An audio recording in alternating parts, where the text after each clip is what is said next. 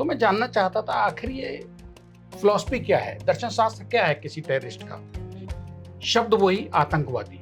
एक खास बात बड़ी मजेदार निकली कि कश्मीर के टेररिस्ट जो हैं घाटी के, वो जम्मू घाटी वाले टेररिस्ट को टेररिस्ट नहीं कहते। अच्छा, ऐसा है? यस, ये टेररिस्ट का गैंगस्टर्स की तरीके से ऑपरेट हो बिल्कुल कर रहे हैं। बिल्कुल। लेकिन कश्मीर में जो कुछ हुआ 80s 90s में, उसमें सब कश्मीरी पंडित ही मारे गए। तो आपको ऐसा लगता है कि जो भी हमारे सुरक्षा बल जितना भी प्रयास कर रहे हैं, ऐसा होता है कि कश्मीर घाटी जो है वो ऊंची नीची है जी, पूरा पाकिस्तान, बलूचिस्तान, सिंध, ये भी सब पहाड़ियों में है। हिली एरिया है सारा। अब आप बताइए कि गोली मारने वाले ज्यादा खतरनाक हुए या सीमा से सुरक्षित लाके और मौके पे पहुंचा देने वाले ज्यादा खतरनाक हुए? भारत की सारी एजेंसियों की आंख में जो धूल झोंक दे रहा हो, वो काबिल हुआ ना सर, वो खतरनाक है। अगर इनको काबू कर लिया जाए, आप अपने यहाँ की छटनी कर लीजिए, पाकिस्तान से आतंकवादी आने बंद हो जाएंगे। कश्मीर घाटी की और जम्मू घाटी की बदकिस्मती ये है कि वह रोजगार नहीं। उन 15 दिन में हमारी वो समझ गया कि हम मरेंगे, अब जाके मारेंगे इसको और ये मरेगा कालू। आपकी इस बात से मुझे ऐसा लगता है कि जैसे भारत सरकार की योजना नक्सलवादियों के लिए भी है, लेकिन घाटी में नहीं कामयाब है। अगर हमारी एजेंसियां अलर्ट होती और वहां सिक्योरिटी होती तो इतनी कैजुअलिटी नहीं होती और वो जिंदा नहीं बच के जा पाते। क्या ये इस प्रकार का हमला और हिंदू तीर्थ स्थलों पर नहीं कर सकते? क्या पता, हो सकता है क्रॉस गेम कर रहा हो। बिल्कुल। इधर कहता है कि हमारी फौज बना दीजिए, कि आपको कहते हैं 4 आदमी वहां हैं और उनको बताते हो कि आर्मी के 15 और सीआरपीएफ के यहाँ लगे हैं। जय हिंद दोस्तों, मैं Pavan Agarwal, CEO defence and security alert magazine. आशा है आप स्वस्थ एवं सतर्क होंगे। डीएस अलर्ट चैनल समय समय पर आपको देश की रक्षा सुरक्षा से संबंधित जानकारियां लगातार देता आ रहा है। आज एक बहुत ही विशेष मेहमान हमारे स्टूडियो में है और उनसे आज हम चर्चा करेंगे हिजबुल मुजाहिदीन के एक पूर्व आतंकवादी के बारे में।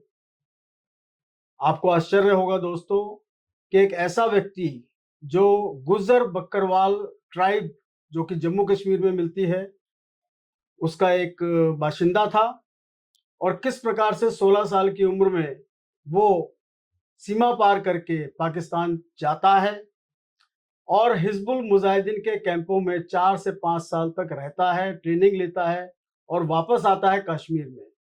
उसके साथ जिन व्यक्ति की चर्चा हुई है अभी हाल ही में, ऐसे श्री संजीव कुमार चौहान, जो कि स्टेट मिरर चैनल के एडिटर हैं क्राइम के, उन्होंने एक इंटरव्यू लिया है, व्यक्तिगत इंटरव्यू लिया है, जो अपने आप में बड़ा सनसनीखेज है। और इस पूर्व आतंकवादी ने क्या क्या होता है कैंपों में, किस प्रकार से आतंकवादियों की ट्रेनिंग होती है, वहां से असला कैसे आता है, आतंकवादी कश्मीर में कैसे दाखिल होते हैं और वो लोग कैसे ऑपरेशन करते हैं, इस सब की जानकारी के लिए आज हमारे स्टूडियो में मौजूद हैं श्री संजीव कुमार चौहान।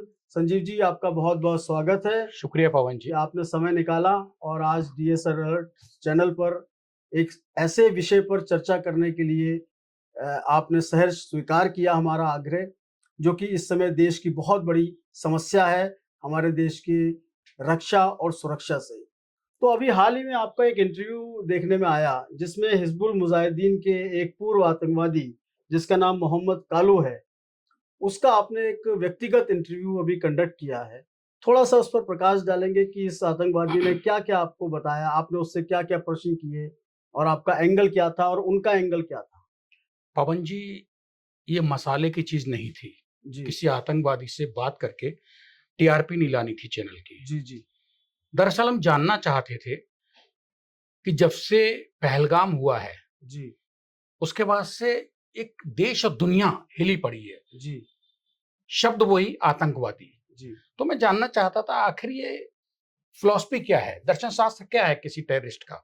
जी इसके लिए अब प्रेजेंट वर्किंग में तो हमें कोई मिलेगा नहीं। जी बिल्कुल। तो हम कई दिन तक लगे रहे जी जम्मू कश्मीर घाटियों में। हमने सोचा कि हम कोई एक ऐसा टेररिस्ट लाएं जो पहले इस तरह की घटनाएं कर चुका हो। ओके, वो ज्यादा बेहतर बताएगा। बिल्कुल। हम एक जर्नलिस्ट हैं, टेररिस्ट तो नहीं है। जी जी इसलिए हमने इसको मोहम्मद कालू को ढूंढा। हमने कश्मीर घाटी में भी कोशिश की, जी लेकिन एक खास बात बड़ी मजेदार निकली कि कश्मीर के टेररिस्ट जो हैं घाटी के, जी वो जम्मू घाटी वाले टेररिस्ट को टेररिस्ट नहीं कहते। अच्छा, ऐसा है। यस, ये पहली बार आपको देश और मतलब दुनिया में सुनने जम्मू को मिल रहा में है। जो टेररिस्ट हैं जी, वो अलग तरीके से हैं और कश्मीर के जो टेररिस्ट हैं वो अलग वो तरीके से अलग हैं। तरीके से हैं, इनमें भी बैर है। अच्छा, ये दो गैंग हैं। ओहो, तो आप ये टेररिस्ट का गैंगस्टर्स की तरीके से ऑपरेट हो रहे हैं, बिल्कुल कर रहे हैं। बिल्कुल, उसकी वजह है उसका भी ये मोहम्मद कालू उर्फ शाकुर शाकिर, जी, इससे ही पता लगा। अच्छा, क्योंकि मैंने इससे कहा कि भाई मैं बिट्टा कराटे से भी मिला हूं, जेकेएलएफ का चेयरमैन रहा, जी, जिसने 350 से ज्यादा लोग मारे थे जी, 90s में। जी, जी, यासीन मलिक से मिला हूं, जो खुद जेकेएलएफ का चेयरमैन रहा जी, और अब जेल में बंद पड़ा है सजाए याफ्ता मुजरिम के तौर पे। मैं जानना चाह रहा था इनकी क्या मोनोपोली है अंदर। ये और ये लोग कैसे ऑपरेट करते हैं। मेरे लिए तुरुप का पत्ता था। जी, मैंने इसको खंगाल लिया उस हद तक का कि वहां निकल के आया कि कश्मीर के आतंकवादी अलग हैं और जम्मू के आतंकवादी अलग हैं। फर्क क्या है इन दोनों तरीके के आतंकवाद आपस में राइवलरी है, श्रेय लेने की होड़ है, जैसे नेताओं में होती है। कांग्रेस बीजेपी को गिराती, बीजेपी कांग्रेस को, तो इनके भी गैंग हैं। तो क्या इनकी फिलॉसफी एक है लेकिन ऑपरेशनल तरीके इनके अलग अलग हैं या फिलॉसफी भी अलग अलग है इन दोनों गैंग्स, दोनों फर्क है। आतंकवादी। मोहम्मद कालू जिससे मेरी बातचीत हुई है, जी, अगर इसकी माने तो इसके मुताबिक हम अपनों का खून क्यों बहाएं। अच्छा, लेकिन कश्मीर में जो कुछ हुआ जी, 80s 90s में, उसमें सब कश्मीरी पंडित ही मारे गए। जी, बिल्कुल, मोहम्मद कालू ऐसा टेररिस्ट मिला जो 4 साल, हिजबुल मुजाहिदीन को छोटा मोटा ग्रुप नहीं है टेररिज्म बिल्कुल, का, बिल्कुल, बहुत खतरनाक। उसके संग रहा। AK-47 लेके भागा वहां से, जी, फिर दोबारा इसको किडनैप करके ले गए, वो फिर रखा, फिर ये AK-47 लेके भागा और सरेंडर किया। तो मतलब कहने का ये है कि कहते हम लोग जो कहते हैं आपस में, एक मतलब जनमानस में ये कि आतंकवादी क्रिमिनल किसी का सगा नहीं है। जी, बिल्कुल, लेकिन मोहम्मद कालू एक ऐसा शख्स है जिसके ऊपर एक भी 307 यानी कि हत्या की कोशिश या हत्या का मुकदमा दर्ज नहीं है, और वो हिजबुल मुजाहिदीन में 4 साल रहा।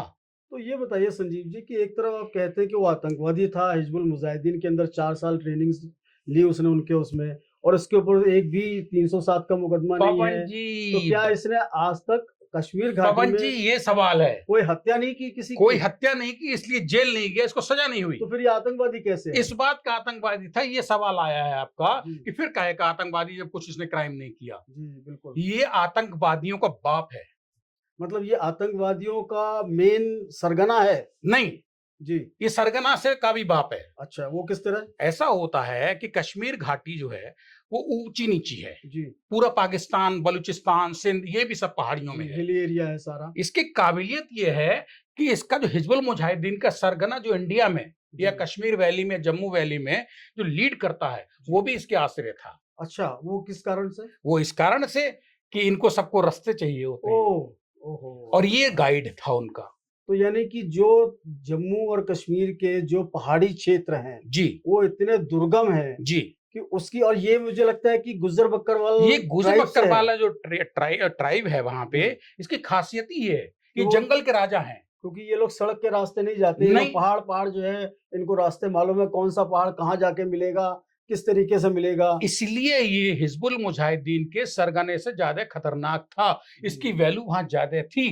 तो ये इसका मतलब ये है संजीव जी कि पाकिस्तान से जो टेररिस्ट आते थे, जी, उनको रास्ता बताने में इसका मेन काम था, अब लॉजिस्टिक का एक तरीके से। आप देखिए कितना बड़ा विश्वास करता था जी, इस पे पूरा गैंग जी, हिजबुल मुजाहिदीन का, पाकिस्तान से लेके और कश्मीर जम्मू घाटी तक। जी, जी, पाकिस्तान से रील चली, वहां से सीमा पार आए, बीएसएफ और भारतीय सेनाओं से मिल मिला के जो भी है, जैसे भी घुसे उन्होंने रूट बनाया। अब जब ये इंडिया के सीमा में आ गया तो वहां पे मोहम्मद कालू खड़ा मिलता था। तो वहां उसके बाद सारी जिम्मेदारी इसकी होती उसके थी। बाद भारतीय फौज, आईबी, रॉ, मिलिट्री इंटेलिजेंस, सीआरपीएफ, बीएसएफ, इन सबसे बचा के साबुत ले जाना जंगल तक, वो इसका मोहम्मद कालू का काम है। अब आप बताइए कि गोली मारने वाले ज्यादा खतरनाक हुए या सीमा से सुरक्षित लाके और मौके पे पहुंचा देने वाले ज्यादा खतरनाक हुए। तो यहाँ एक प्रश्न मुझे ये भी ध्यान में आता है कि यदि इसका काम केवल लॉजिस्टिक तक का था, तो इसकी ट्रेनिंग भी उसी तरीके से की गई होगी वहां। ये ऑलरेडी ट्रेंड था, इसलिए इसको किडनैप किया गया था, ये खुद नहीं गया था। अच्छा, मोहम्मद कालू खुद नहीं गया था हिजबुल मुजाहिदीन के पास, ये तो भेड़ बकरियां चराने जाता था, ऊंची पहाड़ी पहुंचा, वो लोग तलाश में थे, जंगल में बैठे हुए थे, 4-5 थे, उन्होंने AK-47 दिखाई, 16 साल का लड़का था, उन्होंने कहा पैसे देंगे नहीं तो मार देंगे, चलो कमाई करो, ये चल दिया। तो ये मजबूरी में जो है गया मजबूरी में, 4 साल फिर मजबूरी में रहा, लेकिन मजबूरी क्या, फिर तो मास्टर हो गया वहां। तो इसका मतलब पाकिस्तान से जो आतंकवादी आते थे वो निश्चित रूप से असला, गोला, बारूद ये सब लेकर के कुछ आते लाते थे, बहुत माल और होता था। ये उन सबको सुरक्षित जंगलों में पहुंचाता था। इसका भा- मुख्य काम ये था। भारत की सारी एजेंसियों की आंख में जो धूल झोंक दे रहा हो, जी जी। वो काबिल हुआ ना सर। नहीं, उस हिसाब से तो उसकी काबिलियत है। तो इसके हिसाब से तो मैं ये मानता हूँ कि आज तक 90 से लेके अब तक भी जो जितना टेररिस्ट अटैक्स हुए हैं, उसमें क्या आप मानते उन हैं सब कि में कश्मीर घाटी के लोकल जो लोग थे, टेररिज्म से जुड़े हुए, जो गाइड, स्लीपर सेल, ठीक है, उनका जो काम करते थे वो खतरनाक है। अगर इनको काबू कर लिया जाए, आप अपने यहाँ की छटनी कर लीजिए, पाकिस्तान से आतंकवादी आने बंद हो जाएंगे। तो आपका कहना है कि जो ये कालू था, ये मुख्य व्यक्ति था अब तक 90 से लेकर अब तक जितनी नहीं, आतंकवादी घटनाएं हुई हैं? 2000 में किडनैप हुआ, जी 20 दिन रहा, जी। भाग आया। ठीक है। इसका कहना ये था वहां जंगल में पड़े हैं, रात बिरात पानी बारिश सब हो रहा है, ठंड लग रही है, कोई पूछने वाला नहीं था, रोटी 3 दिन नहीं मिल रही है, बोले मुझे अच्छा नहीं लगा। तो इसने कुछ इनसाइट स्टोरीज वहाँ के कैंप्स की, हिजबुल मुजाहिदीन के हाँ, इसने कैंप्स की कुछ बताई है इसने देखिए मैं कि बताता वो हूँ, लोग किस वो तरीके से बेसिकली ये ट्रेनिंग कैंप देते नहीं हैं? कहते नहीं, ये कैंप अच्छा। नहीं कह रहा था। जी इसने बार बार मुझे इस चीज से रोका कि वो कैंप नहीं, कैंप पाकिस्तान में है, वहां से जो टेररिस्ट ट्रेंड होके आते हैं और भारत में आके फिर गोलियां चलाते हैं और मारकाट मचाते हैं, जी वो असल में ट्रेनिंग वहां होती है, जी ट्रेनिंग कैंप वहां है।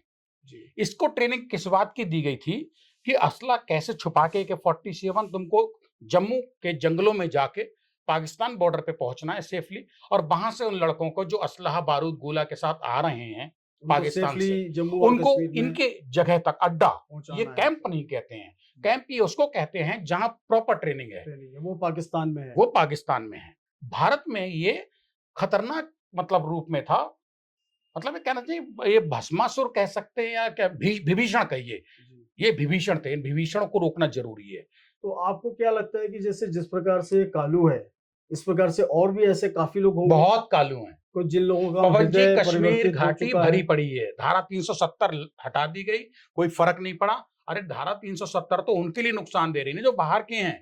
तो आपको ऐसा लगता है कि जो भी हमारे सुरक्षा बल जितना भी प्रयास कर रहे हैं और आर्टिकल 370 हटने के बाद जो प्रयास किए जा रहे हैं, वो उतने सफल इसलिए नहीं हुए क्योंकि स्लीपिंग सेल्स अभी भी उसी तरीके से काम कर रहे हैं? पवन जी पता नहीं कि क्या कहानी है, हमारी फौज कमजोर नहीं है, हमारी खुफिया एजेंसियां कमजोर नहीं है, जी लेकिन कहीं ना कहीं जानबूझ के या अनजाने में ये चूक हो रही है या की जा रही है, दोनों बातें हैं कि हमारे लोकल के स्लीपर सेल हैं जिनकी मदद के बिना भारत की कश्मीर घाटी में, जम्मू घाटी में टेररिज्म संभव ही नहीं है, उनको क्यों नहीं पकड़ा जा रहा तो है? ये जो कालू जो आपने जिसका इंटरव्यू किया हम्म, अपने चैनल के लिए, हम्म। इसमें तो कई रहस्योद्घाटन आपको किए होंगे, तो कुछ आप हमारे दर्शकों के साथ शेयर करना चाहेंगे ताकि हमारे देश की एजेंसियां और सुरक्षा बल उससे कुछ लेसन ले सकें, उससे कुछ समझ सकें अगर और पवन अपनी आगे की रणनीति को अगर उस प्रकार से बना सकें? पवन जी, अगर कालू ठीक है, जी मक्कार और झूठा नहीं है, जी तो उसकी बात में एक चीज में दम लगा। जी बोले साहब मैं भेड़ बकरी चराता था, मुझे पकड़ लिया, उन लोगों ने वहां पैसा दिया, खाना पीना मस्त दिया, मैं नई उम्र का लड़का था, मुझे यही चाहिए था, जी मैं सेट हो गया उनके साथ। कश्मीर घाटी की और जम्मू घाटी की बदकिस्मती ये है कि वहां रोजगार नहीं है, जी जो थे वो उजड़ गए, जी जो लोग जाते थे वो पहलगाम और पुलवामा ने मार दिए, पर्यटन खत्म हो गया। तो सवाल ये, कालू तो भेड़ बकरियां चराता था, अब वो क्या करे? जी दुकान वो नहीं कर सकता, धंधा पानी उसके पास नहीं है, जम्मू वाला कश्मीर जाते डरता है, कश्मीर वाला जम्मू में आते डरता है। जब आतंकवादियों में भी दो गैंग है, कश्मीरी कहता है इसको हम निपटा देंगे, पुलिस से आर्मी से पकड़वा देंगे जम्मू वाले को, जी जी जम्मू वाला कहता है हम उसको पकड़वा देंगे। तो इस मारकाट के बीच जो नई जनरेशन है वो कहां जाए? आप धारा 370 भूल जाइए, आप पहले रोजगार दे दीजिए ताकि जो भटके हैं, जो इस्तेमाल हो रहे हैं पैसे के लालच में, जो पाकिस्तान चले जा रहे हैं पैसे के लालच में, वो रुकें कि हमारी अपनी घाटी में अगर हमारे लिए है तो हम पाकिस्तान क्यों जाएं? अब देखिए मैं आपसे एक चीज ये पूछना चाहता हूँ कि जैसे कालू तो एक आपने बताया कि हृदय परिवर्तित एक आतंकवादी है, जिसके ऊपर कोई 302 का 307 का कोई मुकदमा नहीं है, उसने कोई हत्या नहीं ये की, कालू का कहना है। कालू का कहना है। तो आप इसकी बातों को कितना सच्चा मानते हैं? मैं सच्चा इसलिए मानता हूं कि कालू की बात को ही सच्चा नहीं मानूंगा। मैं पत्रकार हूं, मैंने क्रॉस चेक किया। कालू को सन 2004 में जिन एसएसपी जीएल शर्मा ने सरेंडर कराया था, जी, रायसी एक जगह पड़ती है, रियासी डिस्ट्रिक्ट, उसके एसएसपी थे उस टाइम, उन्होंने सरेंडर कराया था। तो जीएल शर्मा साहब से जब मेरी बात हुई, उन्होंने कहा कि अगर हमने टारगेट किया हुआ था 15 से 20 दिन के अंदर अगर हमें कालू नहीं मिलता तो हम आमने सामने होते और हम कालू को मार देते। उन 15 दिन में हमारी वो समझ गया कि हम मरेंगे, अब जाके मारेंगे इसको और ये मरेगा कालू। उसने आके आर्मी के सामने सरेंडर कर दिया। आर्मी ने उठा के पुलिस को हवाले कर दिया। पुलिस ने रिकॉर्ड खंगाला तो उसने पूरी जम्मू घाटी में एक चिड़िया नहीं मारी थी बकौल कालू। इसलिए उस पर मुकदमा नहीं हुआ, इसलिए वो जेलबाजी के चक्कर में नहीं पड़ा। तो आपकी जो चर्चा कालू के साथ हुई, उसमें कोई ऐसी बात निकल के आई जो हमारे देश में जो आतंकवाद फैल रहा है, पनप रहा है, खासकर जम्मू और कश्मीर घाटी के अंदर, उससे हमें कोई लाइट मिल रही हो कि हमें क्या करना चाहिए? पवन जी, पाकिस्तान का रोना बंद करिए। 370 हटा दी, 370 कश्मीर घाटी से। इसका ढोल बजाना बंद करिए। जैसे हम ढोल बजाते हैं कि हमने 370 हटा दी है, अब हमारा कश्मीर आजाद है, हमारे पल्ले में शांति हो गई है, वो पाकिस्तानी चढ़ते हैं और अपने उनके लड़के भेजते हैं 28 या 26 पहलगाम जैसे मार के, और वो चले जाते हैं आपको चुनौती देके कि 370 ही हटा दी तुमने, अब क्या कर लिया। नहीं, लेकिन इसका हल क्या लगता है आपको? क्योंकि आपने जैसे एक ऐसे आतंकवादी से बात की जो कई साल तक उसने आतंकवादियों का साथ दिया और कुछ ऑपरेशंस किए उसने उस तरीके से, यद्यपि उसने कोई हत्या नहीं की और इस प्रकार का कोई मुकदमा, लेकिन घातक था पवन जी। लेकिन आपको क्या लगता है कि इसका रास्ता क्या है? मतलब अल्टीमेट क्या रास्ता? कालू ने ही बताया रास्ता, कालू ने बताया। जो आपकी चर्चा कालू के साथ हुई, उसमें आपको क्या कोई ऐसा रास्ता नजर आ रहा है कि जिससे हम घाटी में जम्मू कश्मीर में फैले आतंकवाद पर कुछ कंट्रोल कर पाएंगे? हाँ, करेगा। अगर कालू जैसे टेररिस्ट पुराने हैं जो सरेंडर कर चुके हैं, अटल बिहारी वाजपेयी टाइम में उन्होंने, जब अटल बिहारी वाजपेयी प्रधानमंत्री थे, एक स्कीम निकाली थी कि स्वेच्छा से जो सरेंडर कर जाएंगे उनको हम मारेंगे नहीं, सजाएं नहीं होंगी अगर उनका बहुत बड़ा क्रिमिनल रिकॉर्ड नहीं रहा होगा। क्योंकि उस टाइम तो बाढ़ सी आई हुई थी 90s में। ये आपकी इस बात से मुझे ऐसा लगता है कि जैसे भारत सरकार की योजना नक्सलवादियों के लिए भी है। नहीं, नक्सलवादियों के नक्सल प्रभावित क्षेत्र हैं, हाँ, वहां कामयाब हो रहे हैं, वहां कामयाब हुई है, लेकिन घाटी में नहीं कामयाब है। तो लेकिन क्योंकि अभी तक ऐसी योजना मेरे ख्याल से अटल जी के बाद अभी तक शुरू कोई योजना नहीं आई है। तो क्या आपको लगता है कि भारत सरकार की इस प्रकार की कोई योजना शुरू की जाए, होनी चाहिए, तो काफी आतंकवादी इस प्रकार से घर वापस आएंगे? बिल्कुल आएंगे। अरे लोग मेन स्ट्रीम के अंदर जो है शामिल होंगे। कितने मोहम्मद कालू जो पूर्व टेररिस्ट हैं जम्मू कश्मीर घाटी में बैठे हुए हैं, दो रोटियों के लिए तरस रहे हैं, भेड़ बकरियां चुंगा रहे हैं, छोटे छोटे खेतों में दिन भर मेहनत करते हैं, पेट नहीं भरा जा रहा है। आप उनको ही संभाल लीजिए। वो कहते हैं, इसी ने, कालू ने कहा हमसे कि साहब अगर आर्मी हमारा इस्तेमाल करना चाहे तो हम एक एक जगह अड्डा जम्मू के जंगलों की मैं गारंटी लेता हूं, सीधा ले जाऊंगा कि कहां बैठे हैं लड़के। अच्छा, ये उसने कहा? उसने खुल के कहा। उसको मालूम है कि अभी भी आतंकवादी जम्मू घाटी में वो तो कहता है कि हिंदुस्तान की हुकूमत अगर फौज की हमारी जैसे गोरखा रेजिमेंट है, राजपूताना रेजिमेंट है, सिख रेजिमेंट है, इसी तरीके से अगर हमारी कौम के एक रेजिमेंट बना दें तो फिर कोई तोड़ नहीं है जो पाकिस्तान का आया हुआ आतंकवादी जिंदा बच के हमारों को मार जाए। कि जिस प्रकार से राजपूताना या गोरखा रेजिमेंट है, सिख रेजिमेंट है, जाट रेजिमेंट है, आपको लगता है कि इस प्रकार की एक स्पेशलाइज्ड यूनिट बक्करवाल और जो गुजर हैं कश्मीर के खासकर, जी, केवल उनकी एक यूनिट बनाई जानी चाहिए? बिल्कुल बनाई जानी चाहिए। एक आदमी कह रहा है, आपका सरेंडर टेररिस्ट है, वो हिजबुल मुजाहिदीन जैसे ग्रुप का है, वो अगर कह रहा है तो आर्मी को विचार करना चाहिए। 2004 में सरेंडर किया, 2025 में कितने साल हो गए, इतने बाद वो कह रहा है कि आप बटालियन बनाइए ना, हमारी मदद लीजिए। नहीं, लेकिन देखिए, ये जो आप बता रहे हैं, जो उसने सुझाव दिया है, उसका सुझाव ठीक है, अपने स्तर पर ठीक हो सकता है, लेकिन सरकार इस प्रकार से तो काम नहीं कर सकती ना। नहीं, काम नहीं कर सकती। मैं ही नहीं कह रहा हूँ कि टेररिस्ट के कहने पे सरकार काम करे, लेकिन आपके जहाँ देश की रक्षा हो रही है, कश्मीर घाटी, जम्मू घाटी, जहाँ खून खराबे से रंगने से अगर बच रही है, तो आप उस पर एक मत बताइए, उसको आप अपनी तरह से इस्तेमाल करिए। तो आपको ये लगता है कि उनके जो बताए हुए सुझाव हैं, उस पर कुछ अमल करना चाहिए हमारी सुरक्षा एजेंसियों को, सुरक्षा बलों को, कि जो हमारा सर्विलेंस सिस्टम है, जो हमारा इंटेलिजेंस सिस्टम है, उसमें इन लोगों को इन्वॉल्व किया जाए, कर रही हैं। इनसे हम मार्गदर्शन लें, कहीं कहीं पर हमारी एजेंसियां कर जानकारी रही प्राप्त करें? पवन जी, तो ये हमारी तो हमारी सीआरपीएफ, बीएसएफ करती है ऑलरेडी। पवन जी हमारी एजेंसियां कर रही हैं, जी। लेकिन उसमें ही कहीं झोल है। अच्छा, तो अब उसको झोल मतलब और कहाँ? थोड़ा सा प्रॉपरली मैनेज करने की मैनेज जरूरत। करने की बात है, एक संगठित तरीके से उसको सिस्टमेटिकली अच्छा, लिया ये जाना चाहिए। बताइए कि जैसे आपकी अभी हाल ही में इस कालू से बात हुई है, ये जो पहलगाम में जो घटना हुई है, इस पर उसने कुछ प्रकाश डाला है क्या? उसने कहा कि साहब देखो, जब तक सामने टेररिस्ट आपके है जी। और आप डरपोक हैं, तब तक वो आपके दबा के मारेगा। उसने ठीक है। साइकोलॉजी बताई। ठीक है। और अगर वो 5 थे, AK-47 थी, सब हथियार चला रहे थे, सारे सब नियत थे, सामने जितने जी। थे, जी। मारे सब गए, जी। 26 मारे गए। जी। अगर वो सारी भीड़ इकट्ठी होके उनको दौड़ा देती, जी। तो 4, 6, 10 मरते, हो सकता है 26 की संख्या नहीं पहुंचती। नहीं, लेकिन संजीव जी, ये कहना बहुत आसान है। नहीं, मैंने कहा ना, वो बता रहा है ये कि कहना आपको बहुत ऐसे आसान मौके पे है। दिलेरी भी दिमाग से काम लेना चाहिए। वहां 200, 250, 300 आदमी था, सब फैल गया। देखिए, अगर एक क्रिमिनल केवल एक चाकू लेकर के 5, 7, 10 लोगों के बीच में अगर हंगामा करता है, तो एक चाकू वाले को कंट्रोल करना मुश्किल होता है। और अगर मान लीजिए 5 आतंकवादी जो कि AK-47 लेकर के घूम रहे हैं, उनके साथ कैसे भिड़ जाते हैं वो तो। आप मत भिड़िए, तब भी 26 चले गए, जी। बिना भिड़े 26 गए।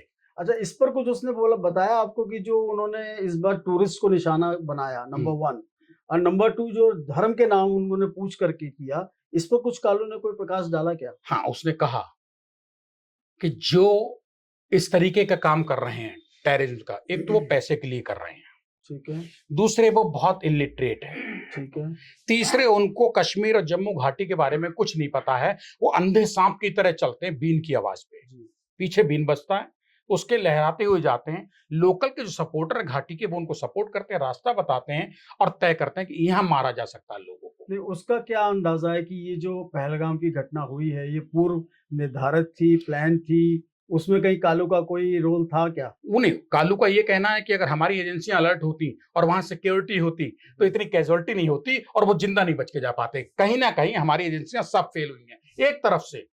इस पे शक कालू ने जाहिर किया है कि वहां ना जम्मू कश्मीर पुलिस का कोई कांस्टेबल, जी। न वहां पे आर्मी का जवान, न सीआरपीएफ का। तो सवाल ये है कि इतने महत्वपूर्ण स्थान पे आपने हाइट पे उसको बैसरन घाटी में पर्यटन स्थल बनाया, तो सुरक्षा क्या दी थी? और यहाँ से 2, 4, 6, 10 किलोमीटर, 15 किलोमीटर पे अमरनाथ यात्रा का जी। पड़ाव ये है। एक बहुत बड़ी बात है कि लगभग उसी से निकल रास्ते पर ही जी, 1 डेढ़ महीने के अंदर हमारी अमरनाथ आप क्या यात्रा तैयारियां कर रहे शुरू हैं? होनी है, जी, जिसमें लाखों लाख जी, तीर्थ यात्री पूरे जी। देश से जो है अमरनाथ यात्रा पर जाने के लिए हर वर्ष आते पवन हैं। जी, इस पे मेरी बात, इस पॉइंट पे जी। कि जहां 4-6 किलोमीटर का फासला हो अमरनाथ यात्रा और बैसरन घाटी, जहां जी। गोलियां चली, 26 मारे गए, इस पे बात हुई एसपी बैद। एसपी बैद साहब जो हैं, वो जम्मू कश्मीर पुलिस के महानिदेशक हैं, रिटायर। जी। उनसे बात हुई, बोले चौहान साहब, ये जितनी वारदात हुई, 26 की बलि गई है ना निर्दोषों की, समझ लीजिए आपकी अमरनाथ यात्रा बच गई है। आपको सतर्क कर दिया है। हो सकता है उनकी बुद्धि में ये नहीं आती टेररिस्ट की, वो इस पे ना धावा बोल हो के। सकता है अमरनाथ यात्रा पर ही वो लोग हमला कर देते। एक उनका ये शक था। दूसरे शक उनका ये है कि ये सिर्फ ट्रायल है। अच्छा। ये 4-5 आए, यहाँ पे इन्होंने ट्राई किया, वहां से पहलगाम कोई दूर नहीं ज्यादा है, जहां से यात्रा पॉइंट है बिल्कुल, अमरनाथ का। बिल्कुल। हो सकता है कि इससे बड़ी तैयारी में हो तो भारत की फौज और सीआरपीएफ तैयार रहे। आशंकाएं दोनों डीजीपी पुराने जो हैं, जी, जी। जिनको चप्पे चप्पे की जानकारी है जी, जम्मू कश्मीर जी, घाटी की, जी। वो कह रहे हैं। तो आपको ऐसा लगता है कि ये जो घटना हुई है पहलगाम में, ये एक ट्रायल था और अभी भी काफ़ी बड़ी तादाद में आतंकवादी घाटी में छुपे हुए हैं तैयारी के साथ, और यदि जब अमरनाथ यात्रा शुरू होने वाली है, तो उस पर ये लोग हमला कर सकते हैं? आप ना नहीं कह सकते। या जिस प्रकार से हमला इन्होंने पहलगाम पर किया है, क्या ये इस प्रकार का हमला और हिंदू तीर्थ स्थलों पर नहीं कर सकते हैं? वृंदावन में कर सकते हैं, उज्जैन में कर सकते हैं, ये काशी कर कहीं विश्वनाथ भी में सकते करते हैं। हैं, तो इसका लेकिन इनका मतलब जिंदा बच के निकलना मुश्किल होता है और जगह। जी, कश्मीर घाटी से जिंदा निकलने में आसानी आसानी है होती कि है। पहाड़ हैं, जंगल हैं हाँ, और वहाँ से निकल जिन जाएँ। रास्तों से ये निकलते हैं, वो रास्ते हमारी आर्मी को नहीं पता है, जी। वो सीआरपीएफ को नहीं पता है। कालू ने आपको कुछ इस बारे में कुछ हिंट दिया कि ये जो पहली बार ऐसा हुआ है कि आतंकवादियों ने सीधे गोली नहीं चलाई। ऐसा आज तक किसी भी आतंकवादी घटना आप में नहीं पहलगाम हुई है। बैसरन घाटी की बात कर रहे जी, हैं। आज तक किसी भी घटना में ऐसा नहीं हुआ है कि आतंकवादी आए, आराम से उन्होंने बातचीत की, लोगों से उसका धर्म पूछा, नाम पूछा और फिर गोली मारी। कपड़े उतरवा के देखा कपड़े गया उतरवा कि के खतना है या नहीं है नहीं है। तुम्हारा। तो इसके पीछे क्या कारण हो सकता है? कुछ कालू ने इस पर कुछ प्रकाश डालने का प्रयास ये किया? सिर्फ ये साबित करना चाहते थे कि हिंदू और मुसलमान अलग अलग हैं। मुसलमान जो है हिंदू का बहुत बड़ा कट्टर दुश्मन है जी, और हिंदू मुसलमान का बहुत बड़ा कट्टर दुश्मन है। इनका सिर्फ मकसद किसी को मारना ही नहीं था, जी। इनका मकसद ये था कि सांप्रदायिक बवाल भी देश में शुरू पूरे देश में सांप्रदायिक सद्भाव जो है, सौहार्द जो है वो बिगड़े और हिंदू मुसलमान आपस में भड़क करके दंगे करे। और देख लीजिए नौबत कहाँ आ गई है। आज भारत और पाकिस्तान आमने सामने खड़े हैं, दोनों देशों में खलबली है। परिणाम क्या होगा वक्त के छोड़ दीजिए, भविष्य के गर्त में है। नहीं, केवल पाकिस्तान ही नहीं, इधर बांग्लादेश भी आ रहा है। नहीं, बांग्लादेश तो कहीं गिनती में नहीं है, गिनती में नहीं है अभी। लेकिन बांग्लादेश पूरी तैयारी में है। हाँ, बांग्लादेश तो ऐसे तो और भी तुर्की भी तैयारी में बैठा है। तुर्की तो हमसे बहुत कि दूर हम है। पाकिस्तान और भारत के आपस में लड़े, देखिए, चीन बैठा है। तुर्की हमसे बहुत दूर है, हाँ, लेकिन हमारे बिल्कुल बगल में एक तरफ बांग्लादेश है और एक तरफ पाकिस्तान है। अभी जो बांग्लादेश के हुक्मरान, उन लोगों ने जिस प्रकार के बयान पिछले 1 महीने में दिए हैं, पहलगाम हमले से पहले और पहलगाम हमले के बाद, तो क्या आपको पवन ऐसा जी- लगता है कि पाकिस्तान और बांग्लादेश भी मिल सकते हैं? पवन जी, नहीं सर्वाइवल होगा। जी, पाकिस्तान तो खुद ही भूखा मरा बैठा है। जी, बांग्लादेश में अपने घर में रोटी नहीं है, वो भारत पाल रहा है उसको। जी, तो भूखा क्या भूखे को खिलाएगा, आप सोचिए। प्यासा क्या प्यासे को पानी पिलाएगा। वो तो एक थूक की बूंद गिर जाएगी, उसे भी चाट लेंगे दोनों। आपस में लड़ेंगे, एक बूंद थूक की चाटने की लड़ेंगे, आपस में नाके टकराएंगे, सिर फूटेंगे। बांग्लादेश पाकिस्तान का ये हाल होगा, दोनों ही सुरक्षित नहीं है। तो ये बताइए संजीव जी कि कालू के साथ जो आपकी चर्चा हुई, उसमें उसने कुछ ऐसी बातें हिजबुल मुजाहिदीन के बारे में बताई हों, जो शायद अब तक पहले किसी चैनल पर, किसी न्यूज़पेपर पर, मैगज़ीन में नहीं आई हों, बताइए। तो आपके माध्यम से हम अपने दर्शकों को बताना चाहेंगे। बताइए पवन जी। मोहम्मद कालू जो हिजबुल का मुजाहिदीन का पूर्व टेररिस्ट है, 4 साल रहा, उसने ये बताया कि हमारी फोर्स, हमारी एजेंसियां एकजुट नहीं है। कोऑर्डिनेशन नहीं है। कोऑर्डिनेशन की कमी है, समन्वय नहीं है आपसी, उसका ये लोग फायदा संगठित उठाते नहीं हैं। है। ये संगठित हैं, ये पाकिस्तान से चलते हैं तो हमला करने वाले दिन मारने के बाद सुरक्षित वापस जाने तक इनकी एक यूनिटी है, मतलब एक कोऑर्डिनेशन इनका बना कोऑर्डिनेशन हुआ है। और हमारी फोर्सेस का, लोकल पुलिस का, बीएसएफ, सीआरपीएफ, आर्मी, इन लोगों का कोऑर्डिनेशन, कम्युनिकेशन उस तरीके से शायद नहीं हो पा रहा है जो इफेक्टिव रूप से होना चाहिए। बिल्कुल पवन जी, आपके जहन में ये सवाल नहीं आएगा, मेरे है, मैं आपको बताता हूं, दर्शकों को बताता हूं ताकि उनको पता लगे। जैसे आर्मी टारगेट करती है किसी टीम को टेररिस्ट की, जी, तो वो जहां टारगेट करती है पहले फायर उस पर नहीं खोलती है, जी, वो लेफ्ट राइट बैक में फायर मारती है ताकि टेररिस्ट निकल के भागें। ऐसे ही ये टेररिस्ट भी करते हैं, ये कालू के मुताबिक। जी, ये इनकी स्ट्रेटेजी होती है कि जैसे कि पहलगाम में जिन टेररिस्ट ने हमला किया, अगर वहां फोर्स होती और उनका पीछा करती तो उनके साथी और होंगे उधर, वो फिर जो हमारी फोर्स उनको कवर देते, रिटेलिएट करते हैं उससे, वो रिटेलिएट उनको करते, कवर करते हैं हाँ। और इन लोगों को निकाल देते तो आप सोचिए कि वो अनपढ़ हैं, जाहिल हैं, जलील हैं, पैसे के लिए मरते हैं और मारते हैं, खून बहाते हैं, हैं। लेकिन प्लानिंग उनकी बहुत जबरदस्त है। आप जो एक बात कह रहे हैं कि ये लोग पैसे के लिए काम करते हैं, जो अब तक का अनुभव हमें सुनने में आया, देखा भी है और पढ़ा भी है कि ये जितने आतंकवादी हैं, ये लोग जिहाद के रूप में काम कर रहे हैं। इसलिए क्योंकि अनपढ़ हैं, ये ठेठ प्योर गंवार इनको हैं। पैसे की तो कोई कमी है नहीं, नहीं, पैसा तो इनको वहाँ कैंप में तो मिलता है, पैसा फोकट में इनके थोड़ी देंगे, परिवारों को पैसा मिलता है। फोकट में नहीं मिलेगा, पैसा तो तब मिलेगा ना जब आप जाके काम करेंगे। जी, जी, जी, ऐसा नहीं है कि कसाब आया था और उसको पैसा मिल गया। कसाब हिंदी उर्दू सब आधी अधूरी बोलता था, जी, लेकिन कितना बड़ा काम कर गया, इसलिए उसके घर को भर दिया पाकिस्तान ने। जी, जी, जी, जी, बिल्कुल। आप अंगूठा टेक हैं पवन जी, संजीव चौहान के लिए होंगे, भारत के लिए अंगूठा टेक होंगे, पाकिस्तान के लिए अंगूठा टेक वहां का पीएचडी के काबिल है। जैसे आप हिंदुस्तान में पीएचडी वाले कहते हैं, प्रोफेसर साहब को काबिल बताते हैं, वहां अंगूठा टेक उनका प्रोफेसर है जो हिंदुस्तान की कश्मीर घाटी में तबाही मचा सकता है, वो उनके लिए काबिल आदमी है। फर्क है। तो अब जैसा आपको एक चीज मैं और पूछना चाहता हूँ कि जिस प्रकार से कुछ साल पहले, अभी 1.5-2 साल पहले, हमास ने हमला किया था इजरायली टूरिस्ट के ऊपर एक कॉन्सर्ट के अंदर, और फिर वहां से काफी किडनैप करके भी वो लोगों को ले गए थे।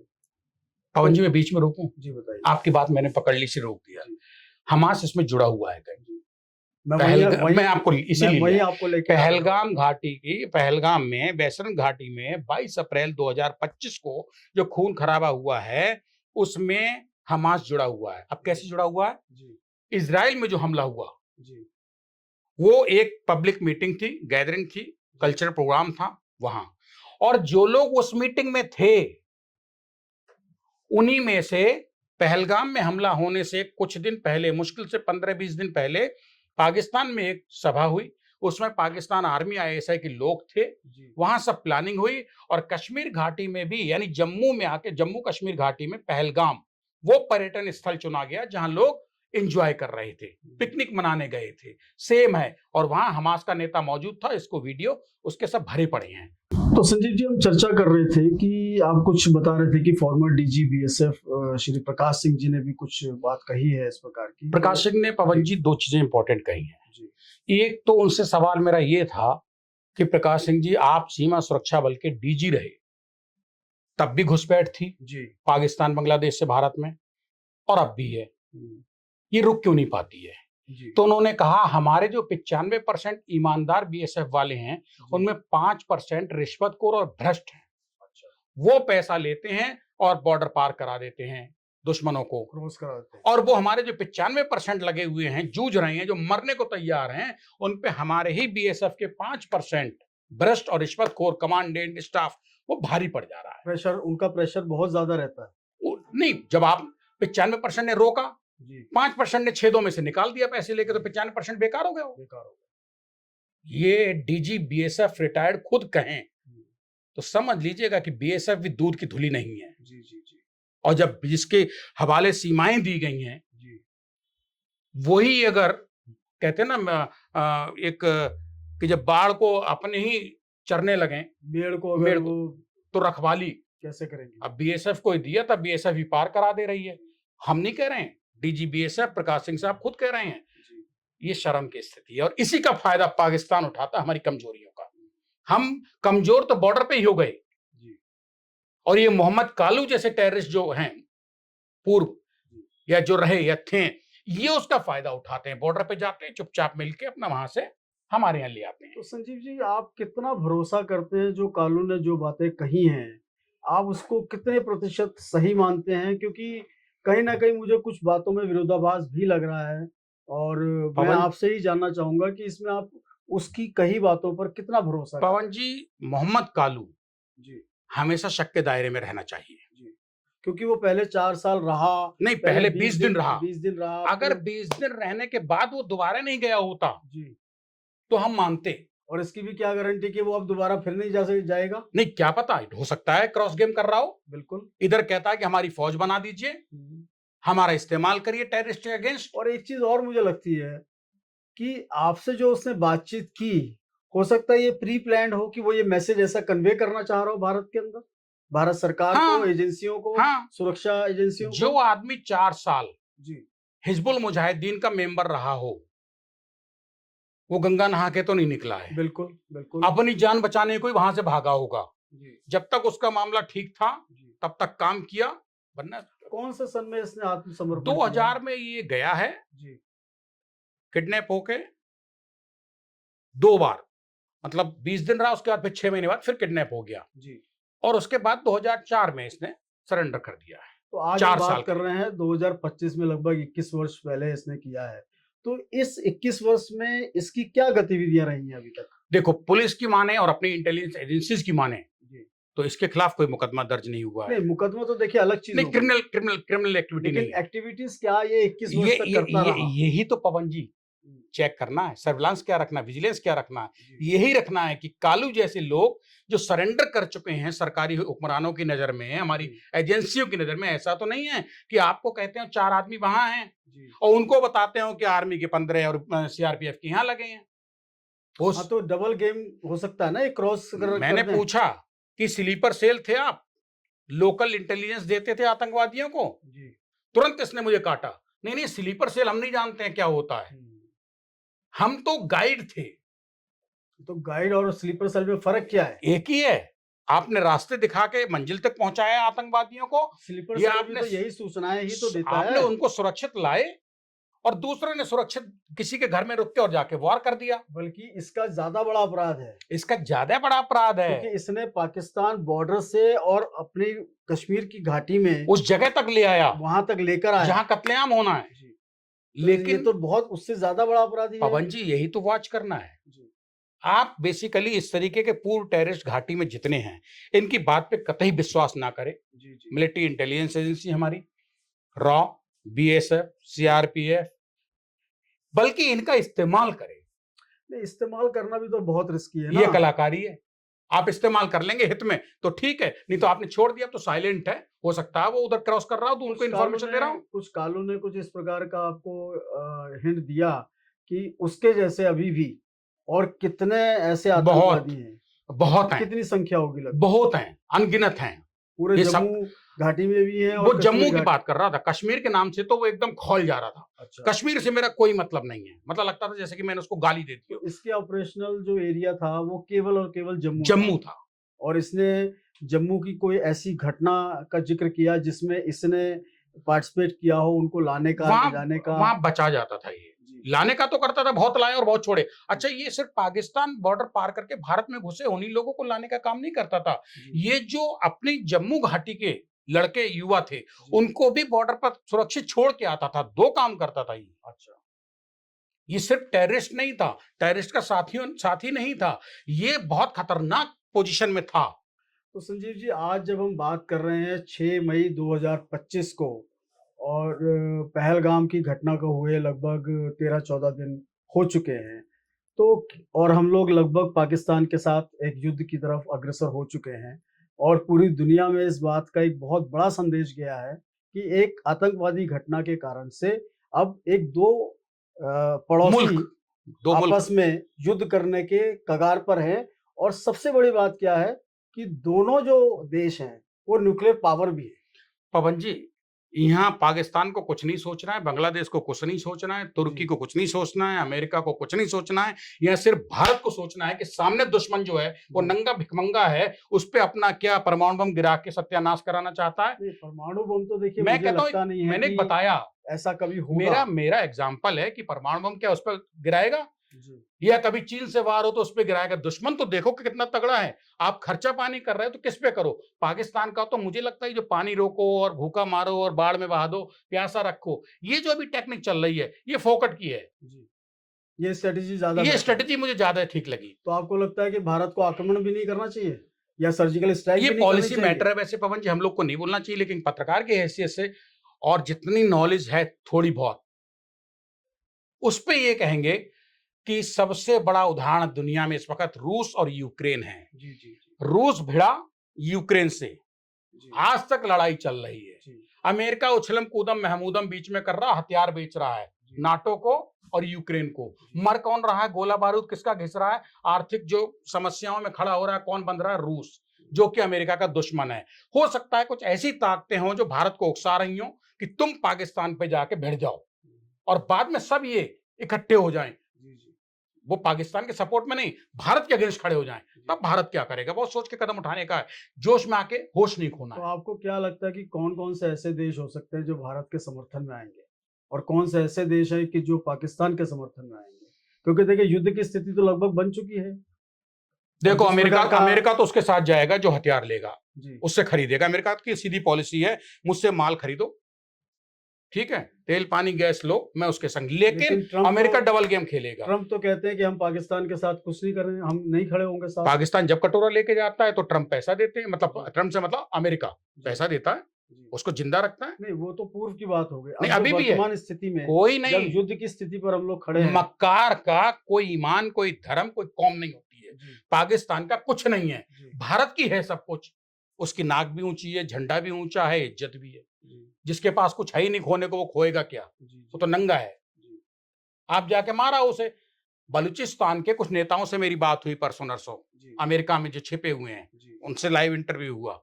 रज्जाक हैं, रज्जाक बलोच। जी, वो कह रहे थे कि मैं बड़ी बात नहीं कह रहा, रूस तो बहुत टाइम लड़ लिया यूक्रेन से, जी। लेकिन पाकिस्तान नहीं टिकेगा, मगर नुकसान भारत को भी उठाना पड़ेगा। निश्चित रूप से युद्ध जब होता उसके है, पास नुकसान को कुछ है ही नहीं देखिए पाकिस्तान के पास। जब भी दो देशों में युद्ध होता है तो नुकसान तो दोनों देशों का होगा। पवन जी, सोचना तो भारत को ज्यादा है जी कि हमें पाकिस्तान से कैसे निपटना है। जी पाकिस्तान तो बैठा है कटोरा लिए, जी। क्या मारोगे? बम लेकिन गिराओगे लेकिन कटोरे में? भारतीयों के अंदर तो वैसा एक जोश दिखाई दे रहा है। नहीं, जोश से होश खोने से काम नहीं होश चलता। नहीं खोने की बात है, लेकिन अब तो ऐसा माहौल बन गया है हम्म। पिछले 14-15 दिन के अंदर कि पाकिस्तान को तो एकदम नेस्तनाबूद कर देना तब फिर चाहिए। ये भी बता दें, जो एक्सपर्ट्स की अगर मानी जाए, अगर आप इस बार पाकिस्तान पे भारत ने हाथ डाला तो जी फिर एयर स्ट्राइक और सर्जिकल स्ट्राइक 2016-2019 वाली नहीं होगी। जी जी जी जो टीआर कक्कड़, तिलक राज कक्कड़ की अगर बात माने, जो आईपीएस हैं 64 बैच के और मेजर रहे हैं, जी। आर्मी मेजर रहे हैं टीआर कक्कड़, दिल्ली पुलिस के कमिश्नर भी रहे। आर्मी के बाद फिर वो जब IPS में मेजर आए थे हैं। जी तो उनसे मेरी बात हुई, उन्होंने लड़ाई लड़ी है जी जी 71 भारत वाली, पाकिस्तान की बीच। 71 वाली। जी, 71 लड़ाई लड़ी। उनका ये कहना था कि चौहान साहब, अगर अब इस बार कुछ किया भारत ने तो भारत को डू एंड डाई वाली स्थिति में होना पड़ेगा जी और हो सकता है कि आपको मिनी कारगिल के लिए तैयार रहना पड़े। जी। तो आपको लगता है कि ये युद्ध जो है वो भारत के पक्ष में तो नहीं है, क्योंकि अभी जो है भारत की जीडीपी काफी ऊपर जा रही है पिछले कुछ वर्षों से, और स्थायित्व भी बढ़ रहा है। सरकार के आंकड़े भी कह रहे हैं, लोगों के अंदर पवन जी, भी। इसी सब में तो बर्तन खड़काने के लिए, डिस्टरबेंस करने के लिए ये सारा, पहलगाम में पहले 24, 25, 26 मारे गए, अब उसके बाद भारत को अड़ाया गया, हालात ऐसे पैदा किए गए। इधर भी फोर्सेस तैयारी में हैं, जी हवा में, उधर भी तैयारी में हैं। अब उनके पास क्या तैयारी को पता नहीं, हमारे पास तो बहुत कुछ है। जी जी, बिल्कुल ठीक कहा। तो संजीव जी, ये तो हमारी आज की चर्चा एक ऐसे आतंकवादी के बारे में हुई जो हिजबुल मुजाहिदीन के अंदर काफ़ी एक लंबे समय तक जिसने ट्रेनिंग ली और आकर के यहाँ लॉजिस्टिक का काम संभाला और अब वो मेन स्ट्रीम में आ गया है। तो मुझे लगता है कि इस प्रकार के और भी काफ़ी लोग जो है वहाँ ऑपरेट कर रहे होंगे। तो संजीव जी, बहुत बहुत धन्यवाद। आपने आज खुल करके हमें एक ऐसे व्यक्ति के बारे में बताया दर्शकों, जो हिजबुल मुजाहिदीन के कैंपों में 4 साल रहा, वहाँ ट्रेनिंग ली और 2 बार वो भारत से पाकिस्तान गया और दोनों पवन जी, बार वापस पाकिस्तान आया। नहीं गया, मैं बताऊं, वो पाकिस्तान के बॉर्डर तक जाता था, अच्छा। जो इसका कहना है। जी, जी। लेकिन वो पाकिस्तान जाता तो इतना खतरनाक नहीं होता, जी, जी। क्योंकि वहां से फिर यहाँ नहीं आ पाता। वो यहाँ रह के यहीं गद्दारी करता रहा, इसलिए ज्यादा घातक साबित हुआ। तो ये मोहम्मद कालू एक ऐसा व्यक्ति था कि जो कि आतंकवादियों को पूरा सपोर्ट देता था जम्मू घाटी के लिए। उनको रास्ता दिखाता था। उनको रास्ता दिखाता था, उनके लिए लॉजिस्टिक सपोर्ट करता था और बाद में वो सरेंडर किया उसने और अब मेन स्ट्रीम में है। तो इस प्रकार के अनेक लोग दर्शकों होंगे और संजीव जी ने आज बहुत गहन तरीके से इस पर प्रकाश डाला कि भारत पाक की स्थिति क्या है, और हमें लगता है कि दर्शकों को काफ़ी नई चीज़ें आज डीएस अलर्ट चैनल पर सुनने को मिलेंगी और हमें आशा है कि आप स्वस्थ एवं सतर्क हैं और आप डीएस अलर्ट चैनल से जुड़े रहिए। जय हिंद। जय हिंद।